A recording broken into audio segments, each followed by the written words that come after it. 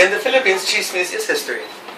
Sometimes chismis can be more powerful than facts, right? And that's one of the things that I want to address about this performance. It's really a compilation of chismis. And I think it kind of also relates to the way that we look at politics today. If we look at the elections right now, how much of what we're discussing on the current media platforms of Facebook and the press is just chismis, or are we really talking about platforms? It seems like right now we're talking more about the attitude or personality of a candidate rather than what they've done or what they can do. So I hope that this performance will actually make people think more about platforms rather than about chismis when it comes to looking for a leader. Now, this is a walking tour in Manila. And then, it was actually a tour about the architecture of Leandro Locsin. It was not about Imelda. I was doing it as a tour of all of the works that our national artists had made, the CCP, the PICC, which I think are beautiful structures of Philippine architecture. But when I kept talking about the buildings, there always seemed to be some elephant that came inside the room. And that elephant was Imelda Marcos. None of these buildings would have existed without her. So I started exploring that, and then I got into like martial law, and I started analyzing the whole political scene of the 1970s, of like martial law and why they declared martial law. And it became actually kind of complementary to the history of the architecture I was talking about. The performance is not only about chismis, it's actually about architecture.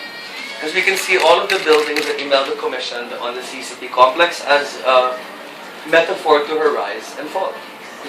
Good Imelda, the CCP. That's when she's all about arts and culture and beauty.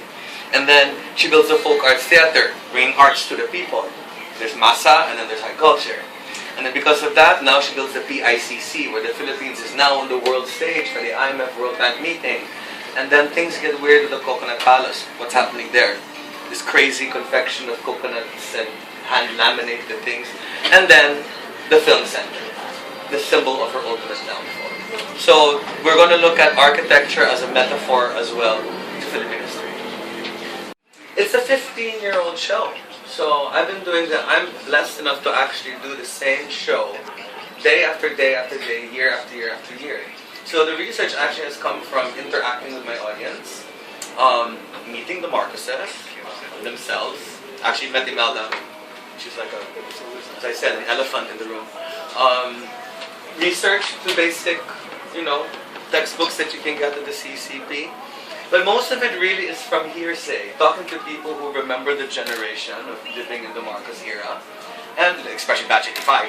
You're the batch right before the revolution, right? All of your high school was martial law. So basically, it's a lot of it's interviewing people. Aside from Cebu, where do you plan to stage this Livin La Vida? We're trying to work for Hong Kong.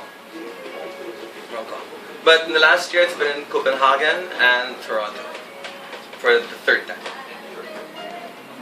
And in New York 2 years ago. And this is the first time it's being staged outside Metro Manila. Yes, and the version that you're getting here is the version that was on the New York stage. So the one that you read in the New York Times is exactly what you're going to be seeing. We have tickets sold at 1,000 for general admission, 2,000 for patron seats, that's reserved seats, and 300 for the student matinee. And I really like to push the student 300 one because it's a really affordable ticket. The student matinee will be on April 2. It's a Saturday. April 2, 3 p.m. And you have to bring their valid current ID. Plus you have the Cebu Country Club, come on. Amazing architecture, super 1970s.